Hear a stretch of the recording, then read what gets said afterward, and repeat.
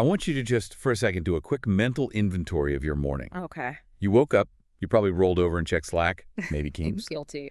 You jumped on a Zoom call before you even had coffee. Yeah. You organized your to-do list in Notion, maybe managed a project in Trello. It's the invisible infrastructure of our entire lives now. Yes.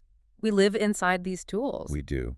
But here's the really strange part, and this is what I want to dig into today. You can't touch any of it. You can't kick the tires on a Salesforce subscription. You can't hold a terabyte of Dropbox storage in your hand. Yeah.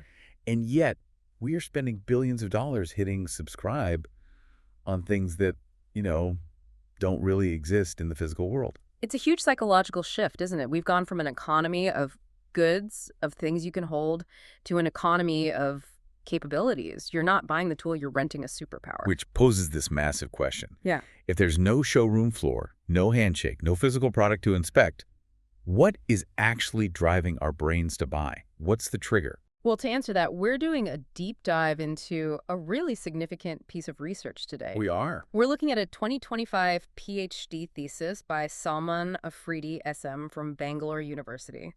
It's titled Impact of Digital Marketing on Consumer Behavior in the Software as a Service Industry. And we're also cross-referencing this with some supporting data from the International Journal for Multidisciplinary Research. So we are going strictly by the data. And our mission today is very specific. We want to unpack that black box of the SaaS buyer's brain.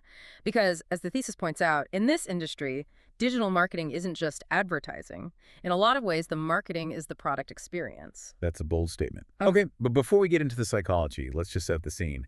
How is buying a subscription to, say, a project management tool different from buying a coffee maker? The thesis draws a really sharp line there. SaaS products are intangible, they're cloud-hosted, and they're subscription-based. If you buy a coffee maker, you unbox it, you put it on your counter. Even if that company goes bankrupt tomorrow, you can still make coffee. You own the asset. But with SaaS, you're renting access. Exactly. You own a relationship. The entire life cycle, from the moment you discovered the tool, to trying it out, to paying for it, even complaining about a bug it all happens on a screen. There's no physical touch point. None. Which means the digital marketing channels, the ads, the emails, the content, that is the only bridge between the company and the customer. And if that bridge is shaky, the whole deal collapses. Yep. There's no store manager who can come over and smooth things over for you. So to make sense of this whole invisible relationship, the study uses a classic framework, but in a very specific way, the marketing funnel. Right. And for anyone who needs a quick refresher, we're talking about the 3 critical dimensions of that customer journey.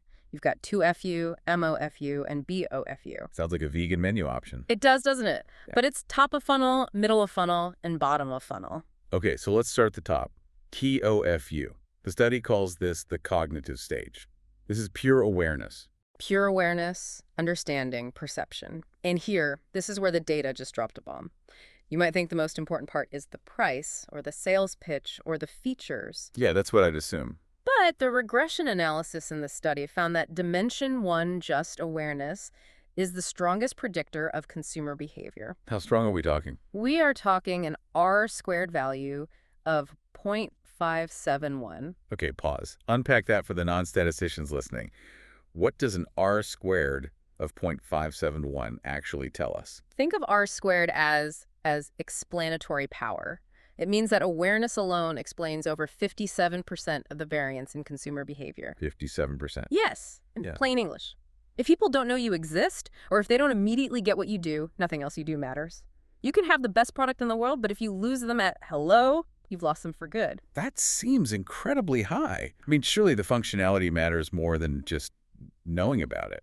Well, it does, but eventually. The study talks about the hierarchy of effects model. In SaaS, you have what Google calls micro-moments. You land on a page, and within seconds, I mean literally seconds, you decide if this tool is relevant. If that awareness piece doesn't quit instantly, you'll never get to the functionality. So it's not just about seeing an ad, it's about getting it instantly. Precisely. And the qualitative part of this research, the interviews, showed that getting it looks totally different depending on who you are. Oh, the study grammar effect. This was fascinating to me. It really highlights that generational divide in discovery. So they looked at students. And how do students find tools like Grammarly or Notion? It's not through a Google search. It's through study grammars on Instagram Reels or YouTube. Right. They want to see someone they trust actually using the tool to organize their semester. It's that authentic visual storytelling. That's what builds the awareness. But if you tried that exact strategy on a senior IT professional, it would just bomb. Completely. The professionals demographic in the study, they're looking for SEO blogs, LinkedIn articles, top 5 comparison lists. They need detailed analysis. Their awareness is built on utility and specs, not vibes. So 2FU is not one size fits all. Yeah. But the takeaway is clear. If you don't nail that initial, aha, I get what this is moment, you're pretty much dead in the water. Absolutely. But let's say you survive 2FU. The user knows you exist, they're interested. Now they enter the danger zone, the middle of the funnel, MOFU. The consideration stage. This is where we move from just knowing about something to actually interacting with it. And the study points to 2 huge factors here, engagement and personalization. This was another statistical heavyweight. The study found that engagement and personalization are significant predictors of behavior, with a beta value of 0.737. That's a very, very strong correlation. But personalization is such a buzzword. Are we just talking about like, hi, first name in an email subject line? No, and the study is really clear on this. It's about relevance, true relevance. And again, what's relevant to one person is totally different for another. Okay, break it down for us. So take the students again. Their version of engagement is gamification. Think Duolingo. They like the in-app nudges, the progress bars, the streaks. That's what keeps them coming back. I have to be honest, if my accounting software told me I was on a streak, so I would probably cancel my subscription on the spot. And you wouldn't be alone. The entrepreneurs in the study explicitly rejected that kind of fluff. They want customized dashboards. They want value. They want to log in and see their cash flow immediately, not a badge for logging in 5 days in a row. So one person's engagement is another person's complete annoyance. That's it, exactly.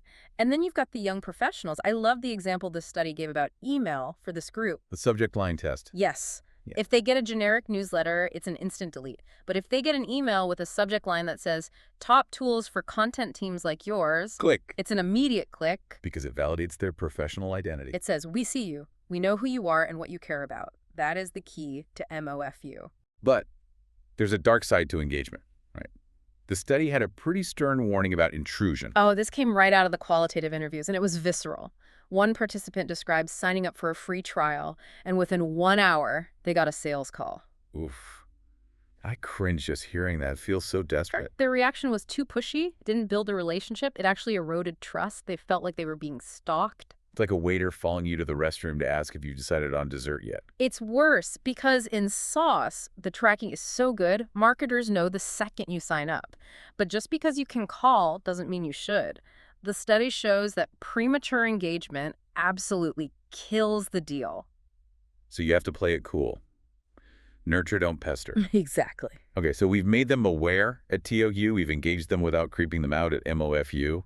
Now we are at the finish line, BOFU, the bottom of the funnel. Conversion. And the study makes a very specific, very important point here about trust. This, for me, is one of the most critical takeaways.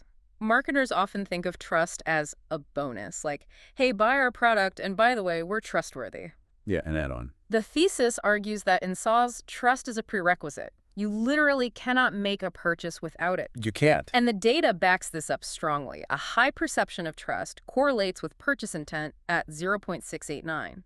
If that trust score is low, purchase intent just drops to 0. Because, again, you can't touch the product. You are giving your credit card information to a cloud. And not just your credit card, you're often giving them your company's data, your customer lists, your internal documents. The risk is incredibly high for the buyer. So what builds that trust? The study breaks it down into a few components. Transparency is number one, specifically pricing transparency. The study found that for entrepreneurs and freelancers, hidden costs are an absolute deal breaker. If I have to click contact sales just to find out a price, I'm gone. I Yeah. feel that. Just tell me if it's $10 or $100. Don't make me guess. Exactly. Then there's validation. Senior professionals, they look for institutional trust. They want to see the compliance badges, GDPR, SOC2. They want to see case studies from companies they actually recognize. Whereas students and freelancers look for social proof. Right. They're on G2, they're on Reddit, and they love the freemium model. Why is freemium a trust signal? Because it lowers the user's risk to 0. Being able to use the product for free basically says, we are so confident that you'll see the value here that you'll eventually pay us for it. It's the ultimate show of faith in your own product. The study also made a point about the user interface, the UI being a trust factor, which I thought was interesting because we usually just think of UI as, how pretty it looks. No, in SaaS, UI is credibility. The study showed that a difficult UI or UX at this final stage kills conversion. If the sign-up process is clunky or the payment page looks like it was built in 1999, that trust just evaporates instantly. It sends a signal, right? If they can't even build a good sign-up form, how good can their actual software be? Precisely. The marketing and the product are totally indistinguishable at that point. I want to shift gears a little to the people behind the screens. The study did a deep dive into demographics, and there were some surprising stats about who is most responsive to all this. There were. One finding that really stood out was the gender difference. Let's look at that. What do the numbers say? The statistical analysis found that male respondents scored significantly higher on consumer behavior responsiveness than female respondents did. Okay, now, does that just mean men are more easily swayed by ads? Not necessarily, and the study suggests it's more of an alignment issue. Current digital marketing campaigns and SaaS might just be skewed toward male-dominated preferences or channels. It's not that women aren't buying, it's that the specific triggers being measured in the study just weren't resonating as strongly. So from a marketing perspective, that's a huge missed opportunity, a whole segment of the market that isn't being spoken to effectively. A massive opportunity. If you can close that relevance gap, you unlock a ton of growth. Then there was the internet usage stat. This one kind of makes sense, but the scale of it is wild. The heavy users, people on the internet for 10+ hours a day. Which, let's be honest, is probably both of us. Guilty as charged. But the data shows these heavy users have the highest engagement scores. They're the power users. They're comfortable with multi-channel touchpoints. They don't mind seeing an ad on LinkedIn and then getting an email about it later. But the light users, the 1 to 3 hours a day crowd, they are much, much harder to crack. So much harder. You have a smaller window, and they're probably more skeptical of digital intrusion. You have to be really precise with them. What about age? We talked about students versus pros, but did the numbers actually back that up? They did. While age wasn't the only factor, it definitely dictated the channel. Under 30s, it's all social media and video. 30 to 40s, email and SEO. And the 50+ crowd. Let me guess. Not TikTok. Definitely not TikTok. Webinars and white papers. Yeah. They want deep credibility. They want to read the 20-page research paper before they even think about buying the tool. Okay, so we've looked at the funnel, we've looked at the people. Now let's look at the weapons.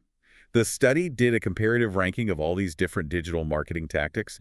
If you have a limited budget, what actually wins? This was the showdown section of the thesis. And the winner, based on the mean rankings, was social media marketing. Really? For business software? Yes. It had a mean score of 26.23. It narrowly beat out personalization and SEO. That surprises me. I would put my money on SEO, searching for the problem, as number one.